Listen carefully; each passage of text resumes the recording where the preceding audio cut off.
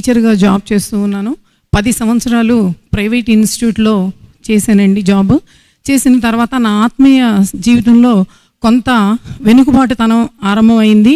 ఆ సమయంలో ఒక నిర్ణయాన్ని తీసుకుని నేను జాబ్కి రిజైన్ చేసేసి దేవుని పాదాల దగ్గర కూర్చున్నప్పుడు దేవుడు చెప్పింది ఏంటంటే, నువ్వు ఎడారిలో కూర్చున్నా సరే నేను నిన్ను పోషిస్తాను అని చెప్పారు.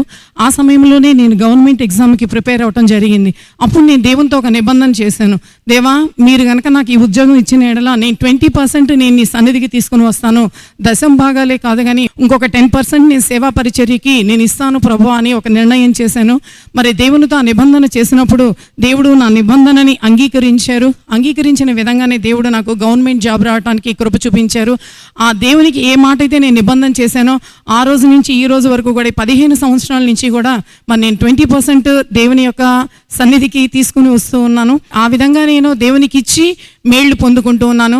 పిఆర్సీ విషయాల్లో కూడా మరి ఒకసారి నేను లాస్ అయినప్పుడు కూడా దేవుని సన్నిధిలో ప్రార్థన చేసినప్పుడు ఈ పిఆర్సీలో దేవుడు అత్యధికంగా 43%, అంటే ఆయన బిడ్డలకి ఆయన ఏ మేలు కూడా కొదువ చేయడు, నిజముగా మొర్రపెట్టు వారికి సమీపంగా ఉంటానన్నట్లుగా మరి దేవుడు నా మొరని ఆలకించి నా శాలరీలో మంచి హైక్ రావడానికి దేవుడు కృప చూపించారు.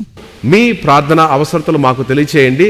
మీ కొరకు మా ప్రార్థనా శిఖరములో ప్రత్యేక ప్రార్థనలు చేయబడును. మా ఫోన్ నంబర్స్ 9494767633, మరి ఒక నంబర్ 9494767733.